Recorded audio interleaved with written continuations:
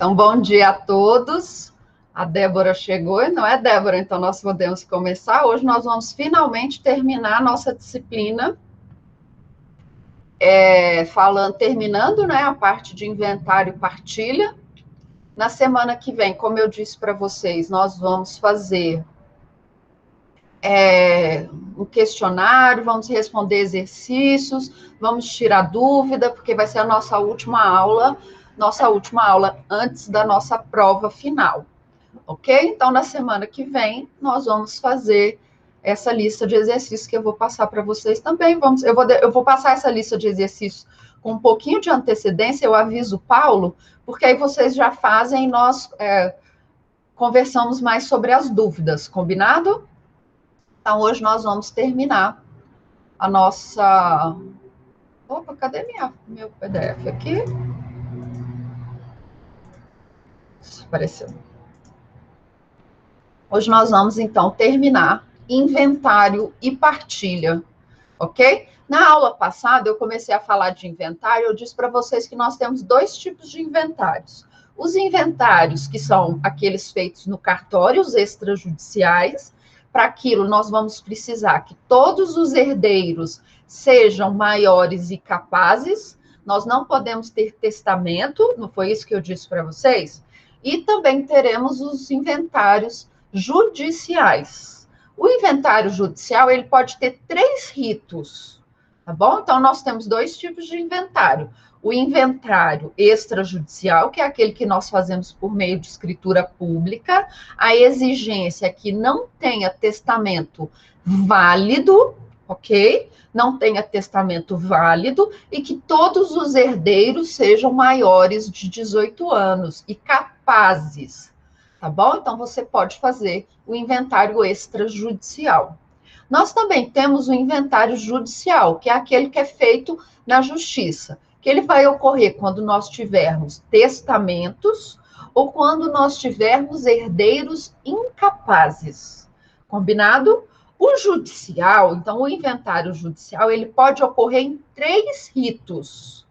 O rito tradicional, que é aquele que vai demorar um pouquinho mais, que ele tem vários segmentos. Nós também vamos ter o rito sumário, que é aquele rapidinho, tá bom? E nós também vamos ter o rito de arrolamento de bens, que é aquele para heranças no montante de até 1.000 salários mínimos. Aí nós vamos fazer pelo método do arrolamento dos bens.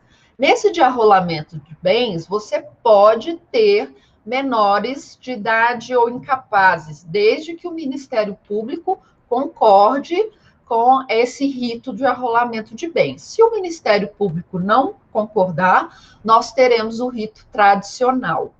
Combinado? O rito tradicional é aquele mais demorado, é aquele que qualquer daqueles interessados pode pedir a abertura, o juiz vai nomear um inventariante, ok? Que é aquele que representa o espólio. Depois o inventariante vai apresentar suas primeiras declarações, vão ser citados todos os herdeiros, não é assim? Os herdeiros vão se manifestar, o juiz vai se manifestar com relação aos valores. Depois que passar toda essa briga, se aqueles valores são certos ou estão errados, o inventariante, então, vai fazer suas últimas declarações, em que ele ratifica, tá bom? O que ele disse, ou ele retifica, ou ele faz alterações nas primeiras declarações. Tá bom? O juiz também abre prazo para as partes se manifestarem quanto às últimas declarações e depois julga aquele inventário. É a partir daquele momento, então, que ele julgou o inventário e começa a partilha, é que nós teremos o fim da indivisibilidade dos nossos bens. Tá bom? Então, vamos continuar. Quero trazer para vocês algo chamado de pena dos sonegados. O que é isso? Sonegados são os bens que o herdeiro legatário ou inventariante ocultou na hora de fazer o inventário. Digamos, por exemplo, que minha mãe tenha me dado um carro, tá bom? E na hora, não, minha mãe não, porque aí eu tenho que falar que minha mãe faleceu, não quero isso.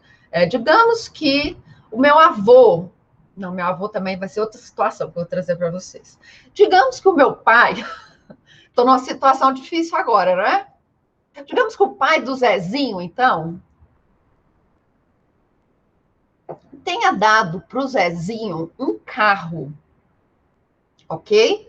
Ou emprestado para o Zezinho esse carro. E tenha falado para o Zezinho assim: Zezinho, olha só, eu já vou deixar com você essa procuração aqui desse meu carro, porque se acontecer alguma coisa, você vende o meu carro. Combinado? Tá bom. Aí o pai do Zezinho faleceu. O Zezinho, que é muito esperto, foi lá, aproveitou que o pai tinha falecido e vendeu o carro do pai, ok? O carro era do pai, deveria ter sido informado, então, o valor desse carro lá na herança. Só que o Zezinho, ele quis se dar bem. E ele escondeu dos irmãos esse valor que ele tinha vendido o carro. Ok? Ele escondeu, então, dos irmãos esse valor que ele tinha dado, que ele tinha recebido, que ele tinha ficado com o carro. Tá? Se esse valor que foi omitido, ele vai ser considerado sonegado, tá bom? Então, esse valor que o herdeiro ou o inventariante esconde do inventário é chamado de sonegado. Esse bem, esse carro, era do pai do Zezinho, não era? O pai do Zezinho, então, o Zezinho deveria ter informado ao inventariante que o pai tinha deixado esse carro, tinha deixado uma procuração. Em caso de acontecer alguma coisa e ele ficasse impossibilitado, o Zezinho podia vender esse carro e repartir o dinheiro com os seus co-herdeiros. Mas o Zezinho não fez isso. Ele ocultou esse bem, ele ocultou o valor desse bem. E aí nós teremos, então, a hipótese do sonegado, ok? O que acontece, então, se os irmãos do Zezinho depois descobrirem que o Zezinho tinha esse carro que era do pai e não foi levado à inventariança, tá bom? O Zezinho vai responder a uma ação de sonegado, ok? E ele vai receber uma punição. Qual é a punição para o sonegado, o sonegador? Não é? Aquele valor correspondente ao bem que ele ocultou vai ser descontado da herança que ele faz jus. Então, digamos que o Zezinho vendeu esse carro por 20 mil reais, tá bom? Ele vai perder 20 mil reais correspondente à parte dele da herança, ok? Aqui na pena do sonegado, nós temos dois elementos. O elemento objetivo, que é a ocultação desse bem, ocultação desse dinheiro, ocultação desse móvel, ok? Desculpa. Então, nós temos dois elementos. O elemento objetivo é o bem sonegado, é o bem ocultado, o bem escondido, o bem que não foi levado à inventariança.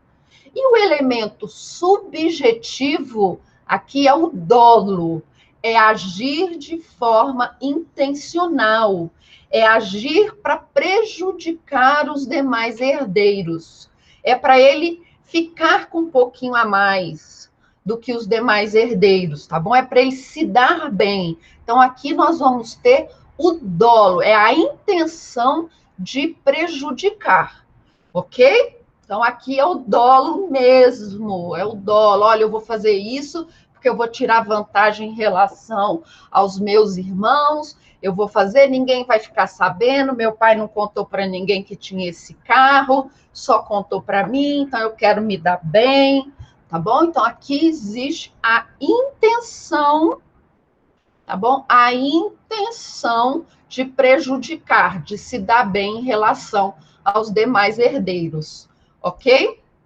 E aí, como eu disse para vocês, os demais herdeiros, eles podem ajuizar uma ação de sonegados, o nome da ação é essa, ação de sonegados, para comprovar que o irmão agiu com dolo em relação àquele bem que ele ocultou.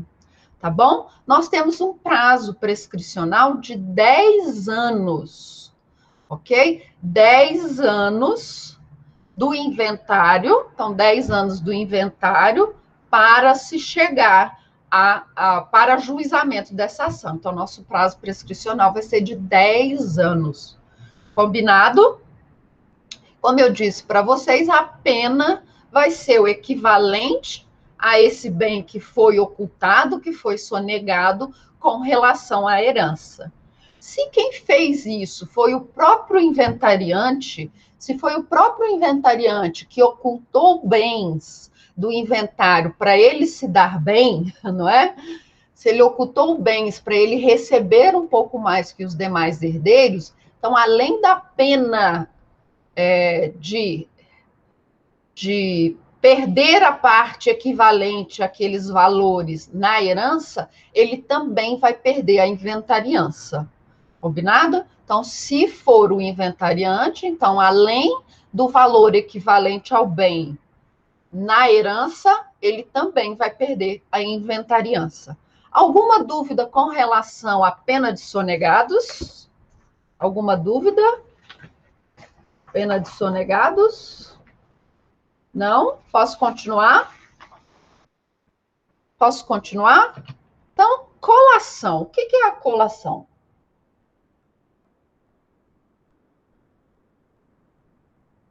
Nós temos lá no direito de família um princípio que diz que todos os filhos são iguais. Tá bom? Então, todos os filhos são iguais. Eu posso fazer distinção dos filhos, então? Não. Eu posso beneficiar um filho com relação a outro? Vou comer depois, mãe. Obrigada. Quando eu terminar aqui. Eu vou deixar descongelado. Eu posso beneficiar um filho em relação ao outro? Não, porque todos os filhos são iguais e eles devem ser tratados da mesma forma. Eu posso dar mais para um filho em detrimento do outro? Também não. Então, a colação é tudo que foi dado como antecipação de legítima. Então, digamos que a minha mãe me dê um carro, tá bom? A minha mãe me deu um carro. Quando ela falecer, lá no inventário da minha mãe, eu vou ter que informar para os meus irmãos que eu ganhei um carro. Tá bom? Porque todo mundo tem que receber a mesma coisa. Digamos que esse carro valha 20 mil reais. Então, todos os meus irmãos vão ter que receber 20 mil reais a mais do que eu. Ok? Porque todos os irmãos são iguais. Isso significa, então, que todos devem receber a mesma coisa. Combinado? Então, na colação é uma antecipação da legítima. Então, tudo que você recebe do seu pai em vida, a título de doação, tá bom? Tudo que você recebe em vida vai ter que ser descontado lá na herança para que os seus irmãos também tenham o equivalente. Então, se o seu pai te deu uma casa, ele também tem que dar uma casa para os seus outros irmãos. Senão, essa casa que você recebeu, ela vai ser descontada do que você faria jus lá na herança. É isso que nós chamamos de colação. É uma antecipação da legítima, ok? Ela está prevista lá no artigo 2002 do Código Civil, que vai falar o seguinte: os descendentes que concorrerem à sucessão do ascendente comum são obrigados, para igualar as legítimas, a conferir o valor das doações que dele em vida receber, sob pena de sonegação. Ok? Então, o artigo 2002, ele vai tratar dessa necessidade de você informar em juízo tudo que você já recebeu em vida. Tá bom? Então, se seu pai tem o filho preferido, que ele dá tudo para o filho preferido, tudo que esse filho preferido receber deve ser descontado lá da herança para que todos os filhos recebam a mesma coisa. Entenderam? Isso é colação. Ok? Então, isso é colação. Ah, professora, mas ele me deu um carro e eu já não tenho mais o carro. Não tem problema. Mas você tem de informar que você tinha aquele carro e que aquele carro, naquela época, custou tanto. A Lisa está fazendo uma pergunta aqui. Professora, e se os bens que o decujo deixar forem de um valor menor do que o bem que me foi dado? O herdeiro terá de vender o bem para ser repartido com o outro? Exatamente, Lisa, exatamente. É o que nós vamos chamar de doações inoficiosas, tá bom? Tudo que ultrapassar o limite daquele filho deve ser vendido e reposto aos demais, tá bom? É isso que nós chamamos de doação inoficiosa. Se o pai, por exemplo, quando nós vamos falar de colação, nós temos de lembrar que existe a legítima, tá bom? Então, o pai, ele nunca pode doar para um filho mais do que aquele filho receberia da sua legítima. Combinado? Aquilo que excede a parte que foi cabível na legítima chama de doação inoficiosa e precisa ser reposta, tá bom? Então, se o pai ele doa ao filho mais do que ele poderia doar em termos de legítima, então aqui nós vamos observar a legítima. O que é a legítima? 50% do patrimônio, não é verdade? Não é assim que a lei brasileira determina? 50% do patrimônio deve ser deixado obrigatoriamente para os herdeiros. Não é assim? Desses 50% que é obrigatório deixar para os herdeiros não devem receber, em tese, partes iguais? Sim. Então, eu não posso beneficiar um filho em relação aos demais. Se eu dou, por exemplo, para um filho 50% dos meus bens, eu não estou fazendo algo errado? Porque eu já estou dando a totalidade da minha legítima para um herdeiro só. E se eu tiver mais 2 filhos? Tá vendo que vai dar um erro aqui nessa conta? E se eu tiver mais 2 filhos? Quer dizer que os 2 filhos vão ser prejudicados em relação a esse filho primeiro. Ok? Então, quando nós tivermos doações inoficiosas, tá bom? Que são aquelas que excedem o valor cabível, nós vamos ser obrigados a receber o equivalente a esse bem. Eu até coloquei aqui, é o artigo 207, que as doações oficiosas é aquela que excede a parte dos bens que poderiam ser dispostas, tá bom? E aqui essa parte que excede é nula. Essa parte que excede é nula e ela precisa ser devolvida para o espólio. Isso se faz por meio de uma ação de redução. Tá bom, Lisa? Então, isso se dá por meio de uma ação de redução. Mas vamos voltar um pouquinho lá na nossa colação, tá bom? Então, a colação é tudo que você antecipa da legítima para os seus herdeiros, tá bom? E lá no inventário isso precisa ser informado, porque se eu não informo lá no inventário, o que eu estou fazendo? Eu estou ocultando esse bem que me foi recebido. E nós teremos uma pena de sonegados. Combinado? Então, eu preciso informar tudo o que foi adiantado em termos de antecipação de legítima, tá bom? Para que lá no final, lá no inventário, todos os filhos recebam igualmente. Agora, digamos, por exemplo, que eu resolva fazer um trabalho para minha mãe. A minha mãe está precisando de um advogado e eu faço um serviço para minha mãe, atuo para ela de advogado. E aí ela me dá um agrado, tá bom? Ela me deu um agrado para compensar esse trabalho que eu fiz para ela. Isso não é colação, tá bom? Então, digamos que eu faço um serviço para minha mãe, de advogada, ela precisava de um advogado, precisava resolver alguma coisa, e ela me deu aí, sei lá, 5.000 reais para pagar esse meu serviço. Isso não é antecipação de legítima, tá bom? Então, doações remuneratórias, quando o filho faz alguma atividade e o pai compensa o filho por essa atividade que ele fez, isso não vai fazer parte da colação, ok? Então, isso não faz parte da colação. Combinado? E aí, alguma dúvida com relação a isso? E aí nós entramos com relação aos netos, ok?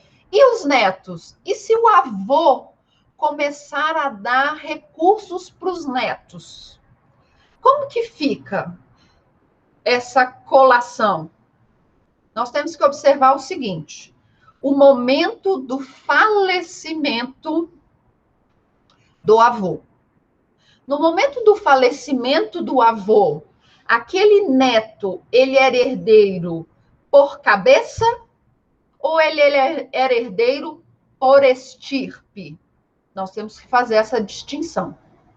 Se no momento do falecimento o neto é herdeiro por cabeça, nós temos de levar em consideração tudo que ele recebeu do avô, tá bom? Então, se o neto recebeu aquelas doações e no momento do falecimento do avô ele receberá a herança por cabeça, você tem de fazer então essa informação da colação, tá bom? Agora, se no momento do falecimento do avô, tá bom, ele receba por estirpe, você não tem de fazer conta daquilo que ele recebeu do avô.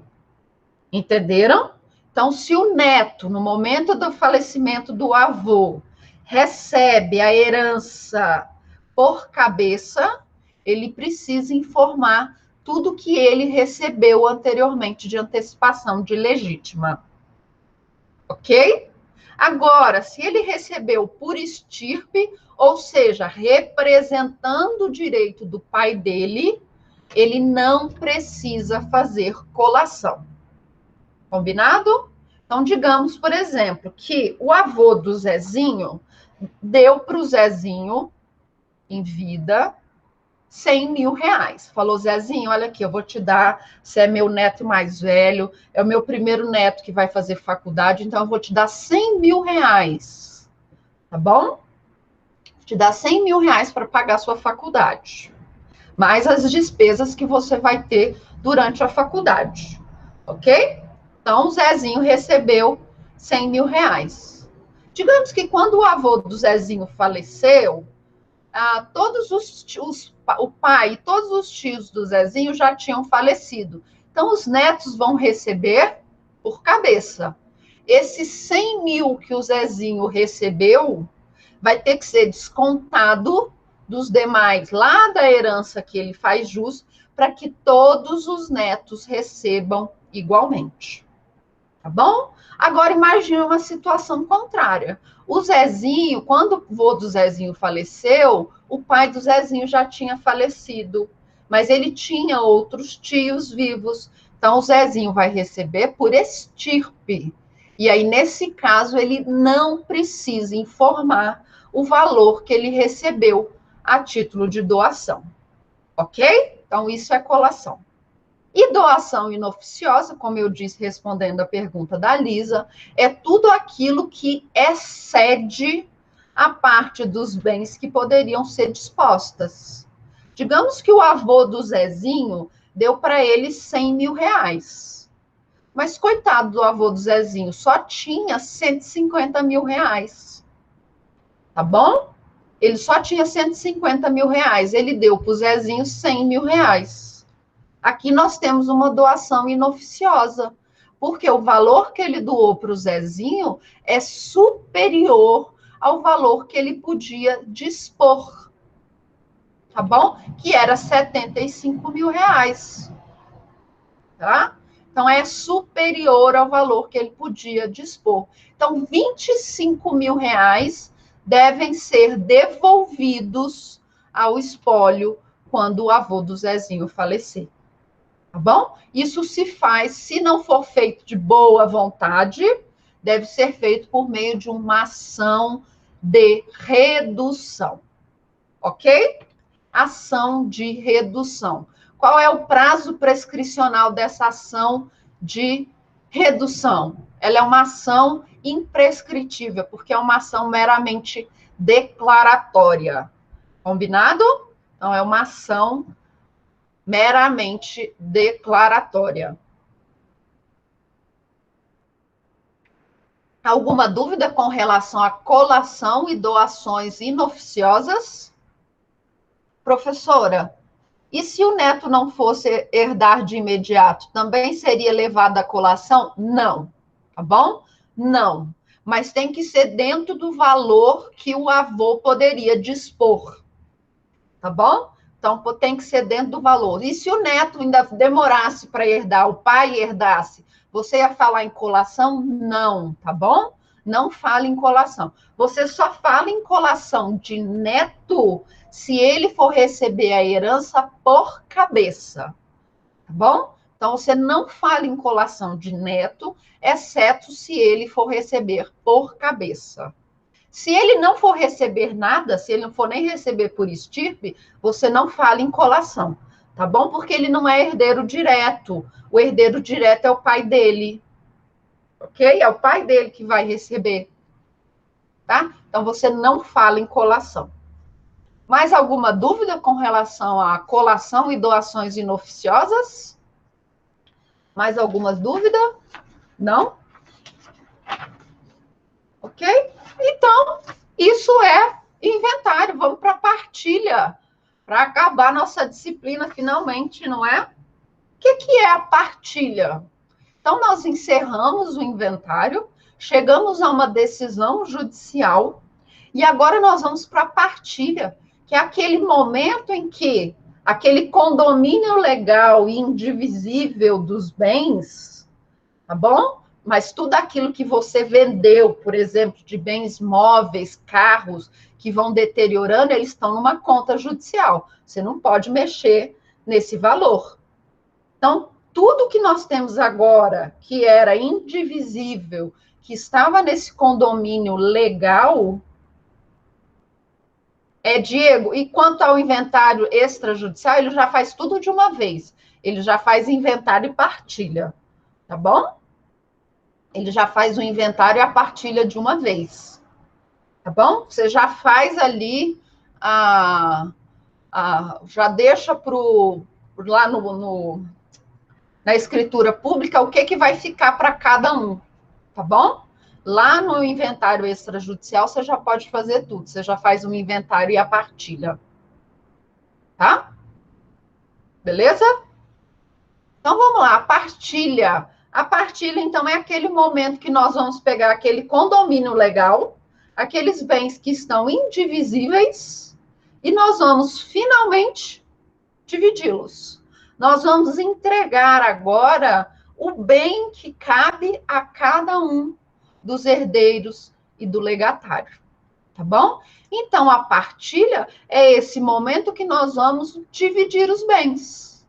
A partir de agora, nós não temos mais um condomínio legal, tá bom? A partir de agora, nós não temos mais a indivisibilidade dos bens deixados pelo decújo. Acabou. Agora, cada um vai receber aquilo que lhe é de direito. Combinado? Essa partilha, ela tem efeito meramente declaratório, tá? Ela é meramente declaratório. E ela pode ser uma partilha extrajudicial ou amigável, ou uma partilha judicial. Aí eu volto aqui para a pergunta do Diego. Professora, eu vou ter que fazer dois? Vou ter que ir lá no cartório e fazer um inventário e depois uma partilha? Não. Quando nós fazemos o inventário extrajudicial, ele já faz a partilha de uma vez. Agora, imagina o seguinte, eu comecei uma ação judicial, tá bom? Chegou até a parte da partilha. O juiz, então, deu uma decisão com relação ao inventário. As partes tinham brigado, mas agora elas fizeram as pazes. Ok? Agora elas fizeram as pazes. Então, para agilizar esses bens, essa partilha, eles podem ir lá no cartório e formalizar essa partilha. Tá bom? Então, eles já podem agilizar isso e formalizar essa partilha amigável.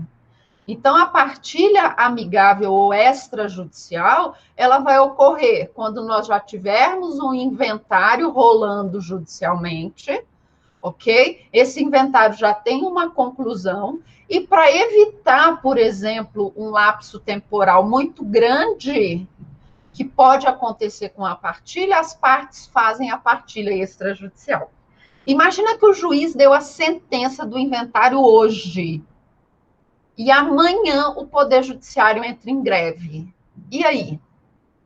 Eu já tive processo que, quando o Poder Judiciário ficou em greve, ficou parado 1 ano. E ainda depois que o Poder Judiciário voltou, ainda demorou mais 6 meses para ser julgado. Vocês conseguem imaginar? Imagine, então, uma família que quer terminar esse inventário o quanto antes, já quer entrar na fase da partilha, mas o Poder Judiciário está em greve. Ele pode pegar aquela sentença, tá bom? E com aquela sentença, todo mundo de forma amigável, ir lá e partilhar esses bens. Combinado? Quais são os requisitos para uma partilha amigável? Que todos os herdeiros sejam capazes. Então, esse é o exigido, que todos sejam capazes e que eles estejam de acordo com aquela partilha. Combinado? Então, que eles estejam de acordo com a partilha. Isso vai se dar por meio, então, de escritura pública, que pode ir lá no cartório, fazer a escritura pública, ou fazer um termo particular e o juiz homologar. Combinado? Então, essa partilha amigável, ela vai ser feita ou por escritura pública lá no cartório, ou por um termo particular, mas que vai depender da homologação do juiz. Combinado? Então, a partilha amigável, ela pode ser por uma escritura pública ou por um termo particular, ao contrário do inventário extrajudicial. O inventário extrajudicial, ele só pode ser por escritura pública, tá bom? O inventário extrajudicial só se dá por escritura pública. E lá no inventário extrajudicial já faz um inventário e a partilha, tá bom? Aquela escritura pública que o tabelião vai te entregar no inventário, essa escritura pública, ela já vai com força executória para poder dividir os bens, para poder transferir os bens para o nome dos herdeiros, ok? Aqui na partilha amigável ou extrajudicial, eu posso ter a escritura pública, dizendo o que cada um vai ficar daquela partilha, ou eu também posso fazer isso por um documento, os herdeiros vão assinar, o advogado vai assinar e o juiz vai homologar. Bom? E nós podemos ter a partilha judicial, que nada mais é do que a continuação do nosso processo de inventário. Combinado? E ela vai ocorrer quando nós tivermos divergência entre as partes, que lá no inventário eu vou trazer todos os bens e vou informar todos os bens e vou trazer um esboço de como será a partilha. Aqui na partilha é que esses bens realmente vão ser partilhados. Mas lá no meu inventário, eu vou trazer um esboço lá nas manifestações, nas últimas manifestações do inventariante, ele vai trazer um esboço de como se dará essa partilha. Mas a partilha mesmo ocorrerá nessa fase nova. Professora, o Diego está fazendo outra pergunta interessante aqui. Então, no inventário extrajudicial, basta cada herdeiro saber quanto a cada um, isso, quanto cabe a cada um, e buscar um advogado para efetivar no cartório. Exato. Não seria mais complicado, não, Diego. Na verdade, o pressuposto do inventário extrajudicial é justamente que as partes, elas estejam de comum acordo, tá bom? Então, as partes já estão de comum acordo. Elas já sabem o que foi deixado, ok? O que foi deixado e o que caberá a cada um. Então, não é mais complicado. Na verdade, ele é mais fácil. Digamos que o decujus tenha falecido, ele tinha um cônjuge, tá? Com quem ele é casado em regime de comunhão parcial de bens. Todos os bens que ele tinha foram adquiridos na constância do casamento, tá bom? E ele tenha 3 filhos. E o patrimônio dele seja de 500 mil reais. Vamos lá. Ele tem uma casa, que é o patrimônio é 500 mil reais, tá bom? E ele tem um cônjuge. Você acha que num caso desse tem confusão? Você tem um cônjuge, você tem 3 filhos, ok? Você vai lá no cartório, e lá no cartório vai ser feito o inventário e a partilha. Ao cônjuge sobrevivente, o cônjuge sobrevivente faz jus à meação. Então, metade de todos os bens do decujo pertence ao cônjuge a título de meação. A outra metade aos herdeiros, tá bom? Aos demais herdeiros, que são os 3 filhos. Então, metade da casa, 250 mil, cabe ao cônjuge sobrevivente, que vai também permitir o direito de viver na casa, o usufruto daquela casa, e os outros 250 mil vão ser divididos entre os filhos, tá? Então, é muito mais fácil.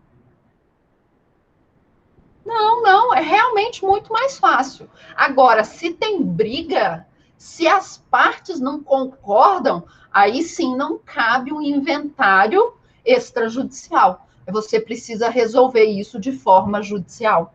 O juiz precisa decidir, então, o que cabe a cada um, tá bom? O extrajudicial, realmente, ele é muito mais simples.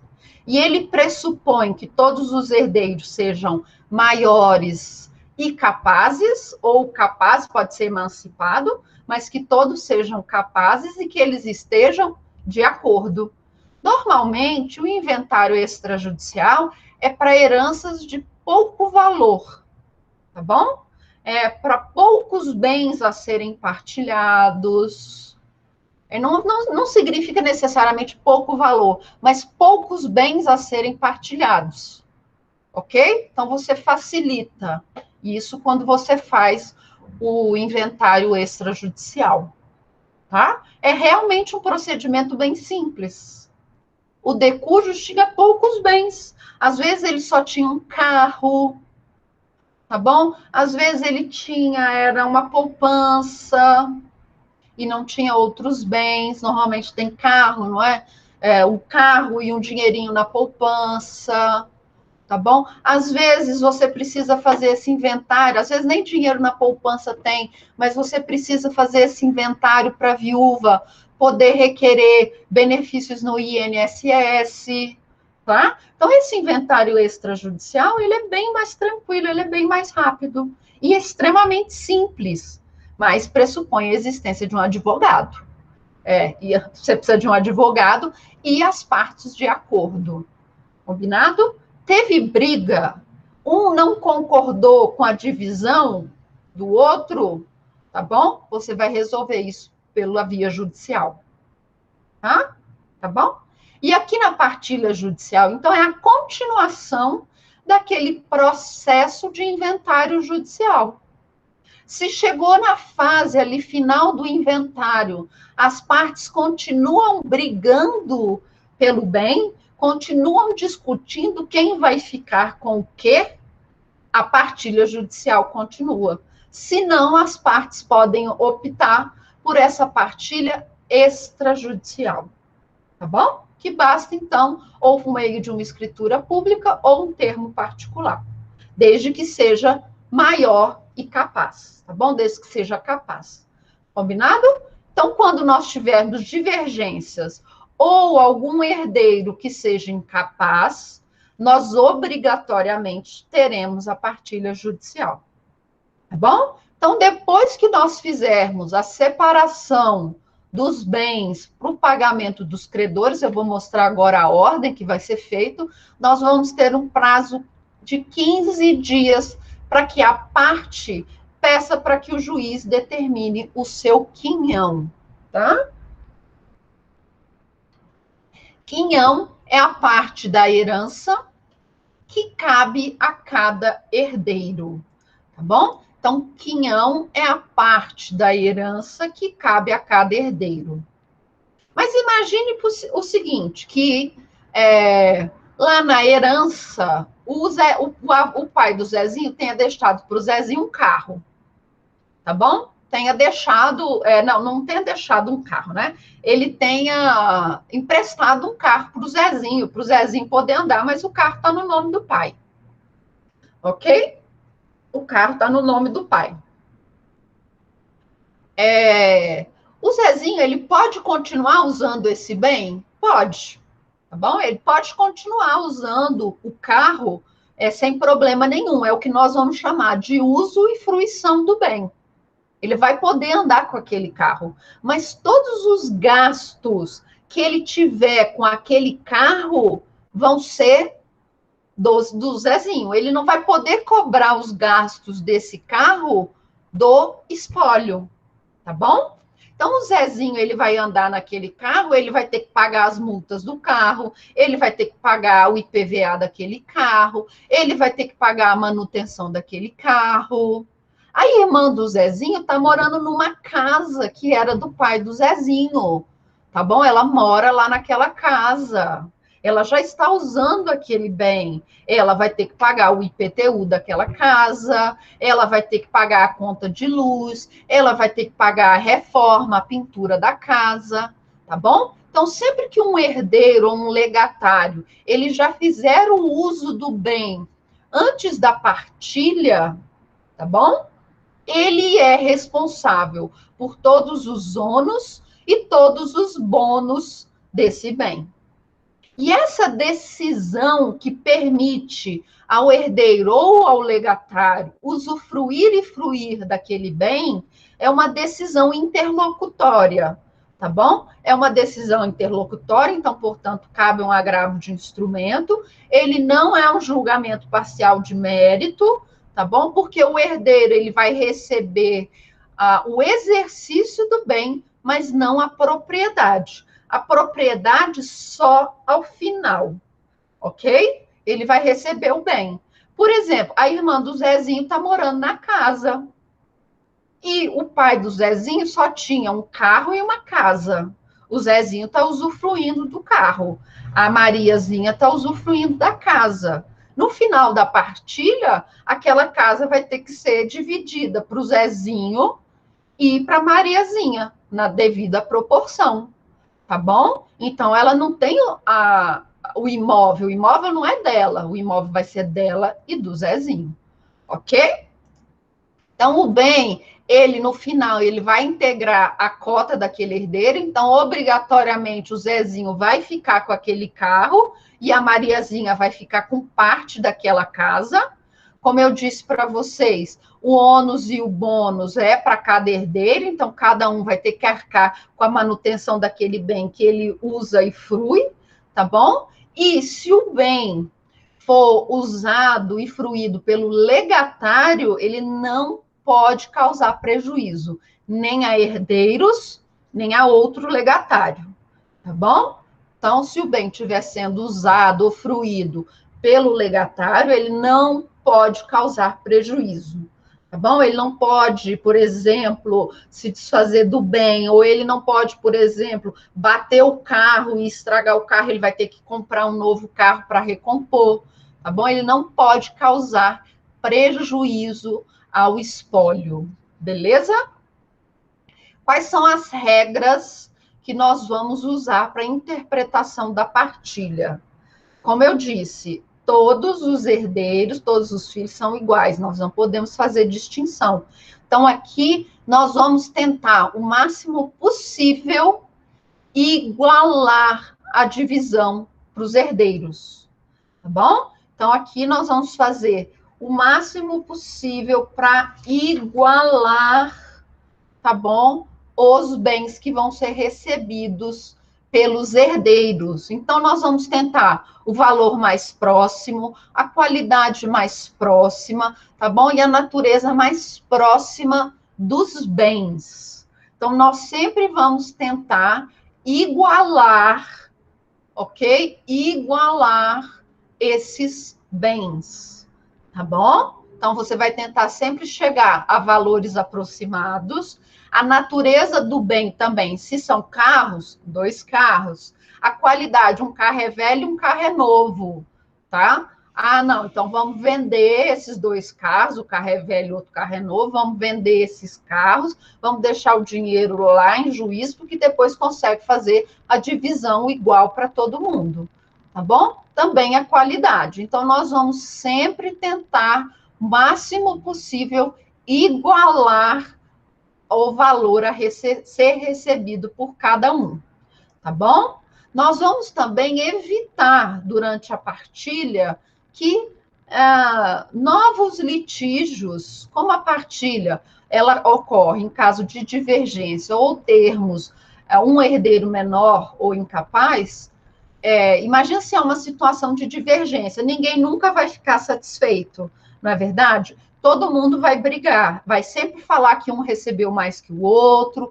Então, a intenção da partilha é justamente evitar possíveis litígios. Então, o juiz, sempre que possível, ele vai optar por institutos de mediação e conciliação, tá bom? Então, o juiz, ele sempre vai tentar evitar novos litígios. Ele vai tentar fazer com que as próprias partes, elas cheguem a um consenso com relação àqueles bens, tá bom? Então, nós sempre vamos ter essa ideia de chegar a um consenso, para que todos saiam, no final, felizes com aquele resultado, ok? Então, nós vamos buscar essa cultura da paz também na partilha.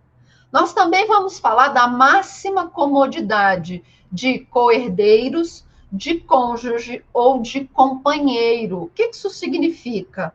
Que, digamos que só tenha uma casa para partilhar, tá bom? Só tem uma casa para partilhar. O cônjuge e o companheiro, eles fazem jus a viver naquele imóvel, tá bom? Se eles têm parte naquele imóvel, eles fazem jus a viver naquele imóvel, tá bom? Que é o direito real de habitação, tá bom? Eles fazem jus. Agora, imagina o seguinte, quem vive naquela casa não é o cônjuge nem o companheiro, tá bom? Mas os herdeiros estão brigando por aquele bem. Se não chegar a uma solução amigável, aquele bem vai ser vendido judicialmente. Bom, então, se não chegar a uma solução amigável, o juiz vai determinar a venda daquele imóvel, tá bom? Tá bom? Então, nós vamos ter esses bens que, às vezes, você não consegue dividir, partilhar o bem amigavelmente. Olha, você vai ficar com 50% dessa casa, eu vou ficar com 50% dessa casa, e o fulaninho vai ficar com aquela outra casa, que está no mesmo valor. Se não for possível dividir essa casa na metade de forma amigável, os bens vão ser leiloados, o dinheiro do bem, então, vai para uma conta judicial, e depois cada um vai receber seu alvará para sacar 1/3 daquele valor. Tá bom? E, por fim, nós vamos observar os direitos do nascituro. Ok? Quem é o nascituro? É aquele que já está concebido, mas ainda não nasceu. Tá bom? Então, o quinhão do nascituro, que é aquele que está concebido, mas não nasceu, ele precisa ser resguardado. Então, o quinhão daquele nascituro vai ser resguardado e vai ficar em poder do inventariante. Tá bom? Então, aquele quinhão do nascituro, a mulher está grávida, está lá esperando o neném, o quinhão daquele bebê, daquele nascituro, vai ficar em poder do inventariante até a criança nascer. Nasceu, respirou, ela faz jus àquele quinhão. Tá bom? Então, ela nasceu, respirou, faz jus àquele quinhão, e aquele quinhão, então, vai passar para a mãe poder administrar os bens do bebê. Tá bom? Infelizmente, a criança não nasceu com vida, aquele quinhão que caberia ao nascituro vai ser partilhado igualmente entre os demais herdeiros. Está na cozinha, não? Então está no quarto. Ok? Então, aquele quinhão que caberia ao nascituro e ele não nasceu com vida, vai ser partilhado entre os herdeiros, tá bom? Os herdeiros vivos. E aqui nós vamos lembrar daquelas teorias da personalidade. Vocês lembram das teorias da personalidade? Nós adotamos no Brasil a teoria natalista, tá bom? Então, nasceu com vida, faz jus à herança, tá bom? Não nasceu com vida, não faz jus à herança. Lá no Chile, por exemplo, lá eles adotam a teoria conceptualista. Basta ter sido concebido que aquele nascituro já tem direito, ele já é herdeiro, tá bom? Então, nós nunca podemos esquecer dessas teorias. Aqui no Brasil, o nascituro é resguardado direitos ao nascituro, tá bom? Mas ele ainda não tem direito de personalidade. Ele nasceu com vida, ele faz jus ao seu quinhão, que está até então administrado pelo inventariante, tá bom? Ele nasceu com vida, aqueles bens, então, saem do poder do inventariante e vão para o representante legal daquela criança, daquele nascituro, daquele agora que é uma criança, não é um bebê, tá bom? A criança não nasceu com vida, quem vai receber os bens são os herdeiros. Aí aquele quinhão que caberia ao nascituro vão ser divididos entre os bens, os herdeiros, tá bom? Amor, chama minha mãe que o negócio é 10 horas. Por favor. Combinado? Alguma dúvida com relação a essas regras de interpretação? Alguma dúvida? Não? Então, como que se dá essa organização da partilha? Primeiro, nós separamos as dívidas, tá bom? E aí, quando nós separarmos as dívidas, nós temos que observar se aquela dívida também é do cônjuge e do companheiro. Ok? Então, nós separamos as dívidas. O que sobra, nós vamos separar a parte da meação do cônjuge e do companheiro. Tá bom? Então, separamos as dívidas. O que sobra, meação do cônjuge companheiro. A parte que é do decujus, então, é a parte disponível. Nós vamos fazer o quinhão hereditário de cada herdeiro. E depois, se sobrar, nós vamos fazer os legados. Tá bom? Então, nós separamos as dívidas. Ok? O que sobrar de dívidas, meação, companheiro, cônjuge. O que seria a parte do decujus, nós vamos dispor para os herdeiros, tá bom? E se sobrar algo, nós vamos cumprir os legados, beleza? Aí nós vamos ter uma questão que fala da garantia dos quinhões hereditários. Em caso de responsabilização civil por evicção. O que é evicção? Tá bom? É quando, por exemplo, eu vendo um carro para B, mas o carro ainda não é meu, tá bom? O carro é de C. Então, aqui eu tenho um caso de evicção, tá bom? Então, digamos que um herdeiro, ele venda para alguém um bem, tá bom? Porque ele vai falar assim, olha, eu vou receber de herança do meu pai aquele legado, e eu já vou te vender, tá? Eu já vou te vender. Só um minuto, gente. Mãe, tá em cima da mesa aí, ó, o documento da senhora para levar lá no cartório. Gente, só um minutinho, por favor.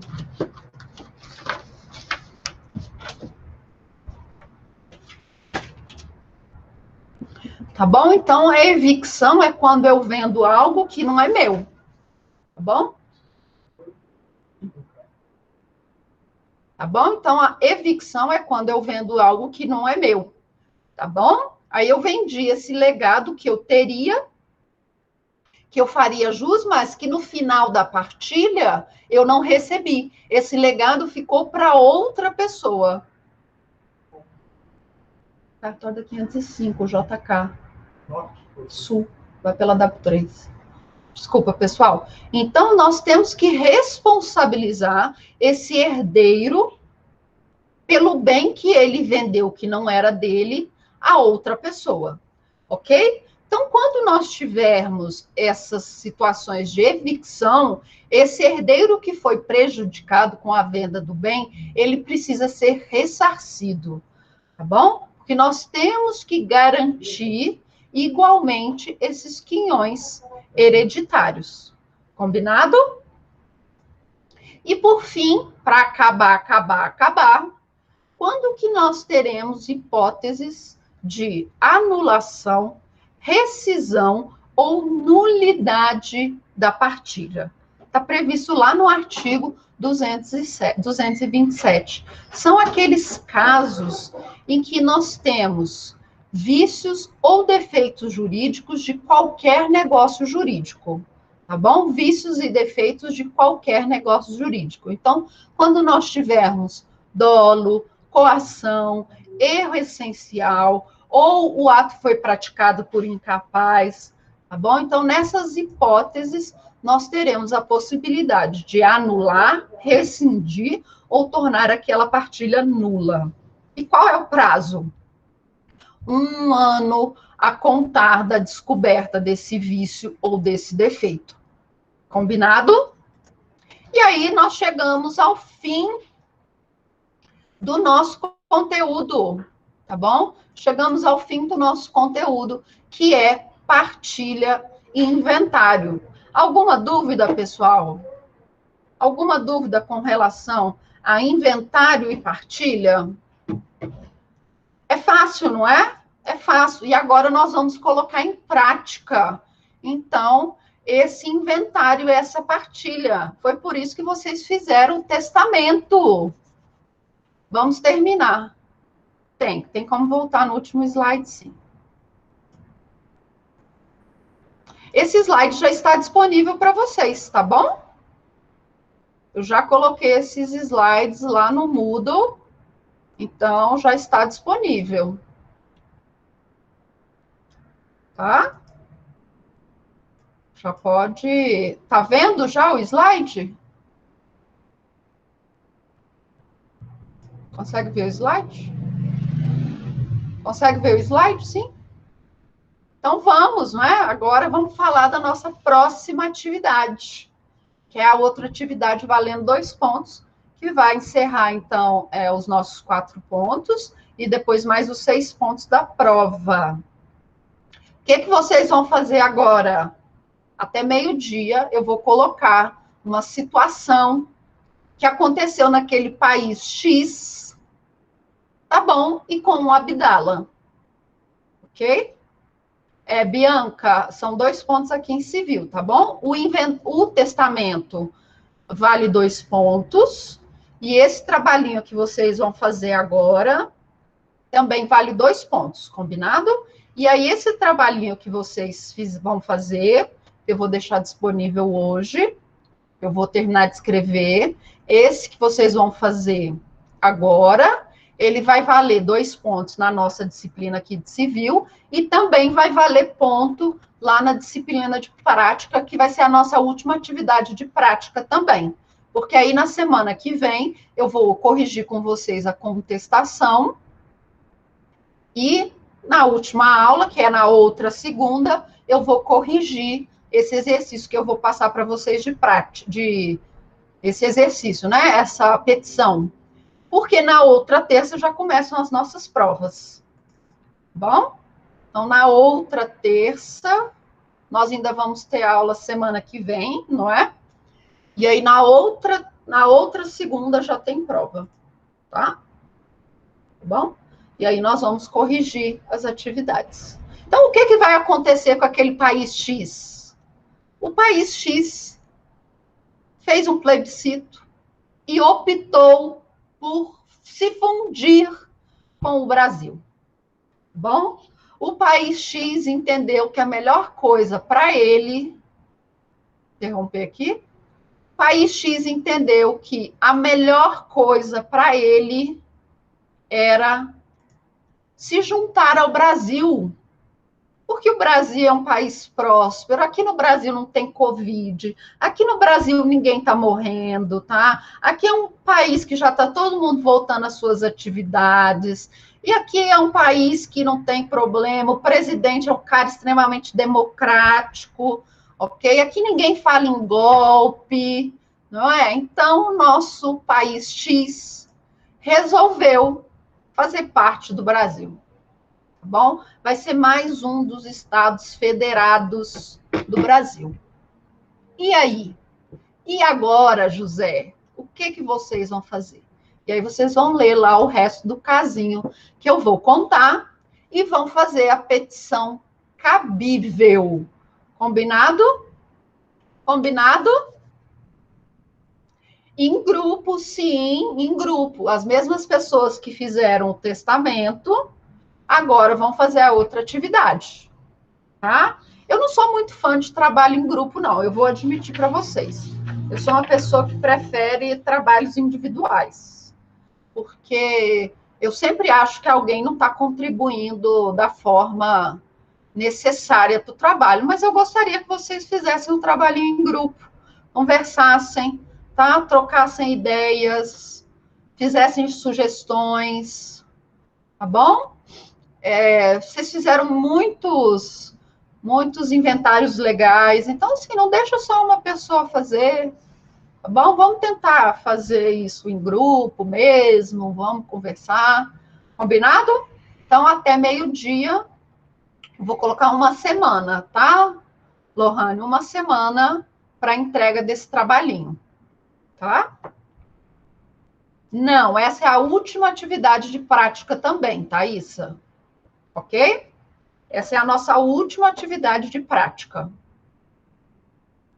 Não, em prática não vai valer 2 pontos. Não vai valer 2 pontos na prática, porque na prática, como vai ser a última atividade, eu vou somar quantas atividades nós fizemos, tá bom? Nesse bimestre, e aí eu vou pegar 10 e vou dividir pela quantidade de atividades que nós fizemos. E foram 1, 2, 3, 4, 5, 6. Com essas 7, tá? Então, vai valer 1 ponto e alguma coisa, tá bom? E aí, vocês têm mais 2 atividades que valem ponto extra, que foram aqueles embargos de declaração e contrarrazões e reconvenção, tá bom? Mas vai valer ponto nas 2 disciplinas, tá? Vai valer ponto nas 2 disciplinas, mas aqui em sucessões vai valer 2 pontos e lá em prática vai valer um pouquinho menos. Tá bom? Ok? Aí eu vou divulgar para vocês quanto que valeu cada atividade, quanto que vocês tirarem cada atividade, tá? E sua nota final. Beleza? Mais alguma dúvida? Não, quem não fez os embargos, ponto extra, tá? Ponto extra. É só para fechar o bimestre com 10. 10. Bianca Melissa, 10. Gabriela, 10. Não é assim? Não é para terminar o bimestre com 10. Ok? Então, até